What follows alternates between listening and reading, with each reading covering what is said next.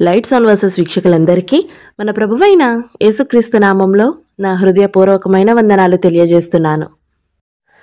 ఈరోజు ఈ వీడియోలో మనం యేసుప్రభు వారు శరీరధారిగా ఉన్నప్పుడు ఈ లోకంలో ఆయన శిష్యులకు ఉపమాన రీతిగా చెప్పిన 10 మంది కన్యకల గురించి తెలుసుకుందాం.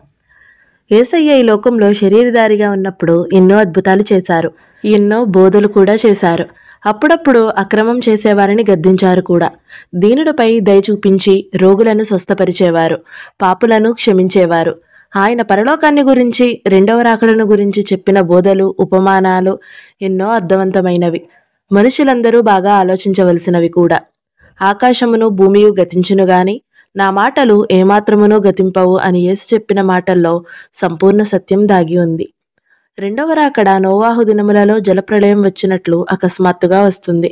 ఆ గడియను గురించి ఎవరికీ తెలియదు. దొంగ ఏ జామున వస్తాడో మనకు తెలియదు. అలాగే మనుష్య కుమారుడు ఎప్పుడు వస్తారో ఎవరూ ముందుగా చెప్పలేరు. అయితే మెలకువగా ఉండడం మన కర్తవ్యం.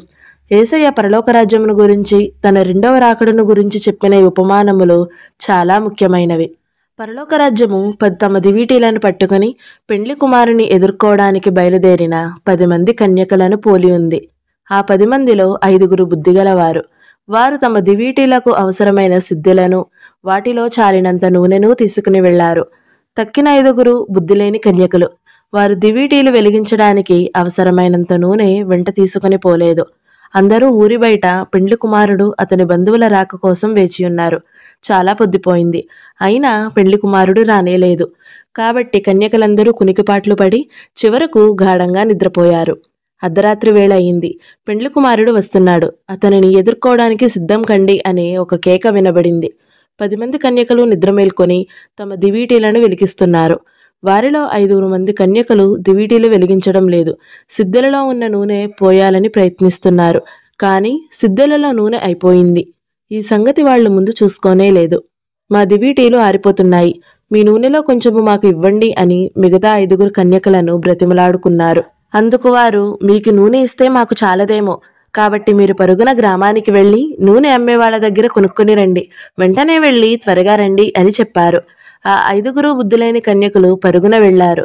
వాళ్ళు నూనె కోసం వెళ్ళగానే పెండ్లి కుమారుడు వచ్చేశాడు. సిద్ధపడి ఉన్న కన్యకలు అతనికి స్వాగతం పలికారు. అతనితో కూడా పెండ్లి విందుకు లోపలికి వెళ్ళిపోయారు. అంతటా విందుశాల యొక్క తలుపులు మూయబడాయి.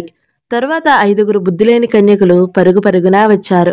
పెండ్లి కుమారుడు వెళ్ళిపోయాడని, అతనితో పాటు తమతో కలిసి వచ్చిన 5 బుద్ధిగల కన్యకలు పెండ్లి విందులో పాల్గొనడానికి వెళ్లారని తెలుసుకుని చాలా నిరాశపడ్డారు, దుఃఖపడ్డారు.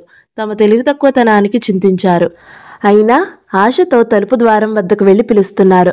అయ్యా, పెండ్లి కుమారుడా, మేము కూడా నీ పెండ్లి విందుకు వచ్చిన వాళ్లమే.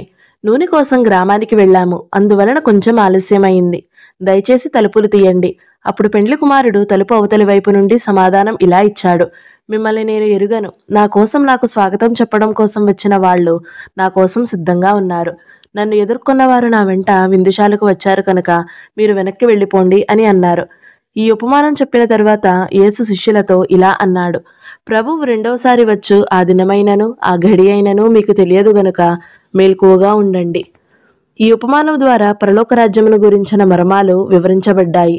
క్రీస్తు రెండవ రాకడ విషయంలో నిర్లక్ష్యముగా ఉండకూడదని హెచ్చరింపబడుతున్నాయి. మనము అనుకోని గడియలో ఆయన వస్తారు. మనము శరీర రీతిగా కాక ఆత్మీయ రీతిగా సిద్ధపడవలెనని హెచ్చరింపబడుతున్నాము. నూనె పరిశుద్ధాత్మ శక్తికి, భక్తి శ్రద్ధలకు సూచనగా ఉంది. అవి ఇతరులకు అప్పుగా ఇచ్చేవి కావు, ఇతరుల నుండి అప్పుగా తీసుకునేవి కూడా కావు. బాగా సిద్ధపడి వారి బుద్ధిగల కన్యకలని, సిద్ధపడని వారిని బుద్ధిలేని కన్యకలని యేసు ప్రభువే చెప్పారు. సమయం మించిపోయిన తరువాత మనము దేవుణ్ణి ఎంత వేడుకున్నా ఫలితం ఉండదు. ధనవంతుడు లాజరు కథలో ధనవంతుడు తండ్రి అయిన అబ్రహామును బ్రతిమలాడాడు, కానీ ఫలితం పొందలేకపోయాడు. అందుకనే మత్తయి సువార్త 24వ అధ్యాయం 42వ వచనంలో ఇలా రాయబడి ఉంది. కావున ఏ దినమున మీ ప్రభువు వచ్చునో మీకు తెలియదు గనక మేల్కువగా ఉండుడి అని. కనుక మనమందరము ఆయన రాకడ కోసం ఎదురుచూస్తూ ఆయనను ఎదుర్కొందాం. ఆమేన్. ఈ వీడియో మీకు నచ్చినట్లయితే లైక్ చేయండి, షేర్ చేయండి. అలాగే మన ఛానల్ని తప్పకుండా సబ్స్క్రైబ్ చేసుకోండి. Thank you so much for watching. Praise the lord.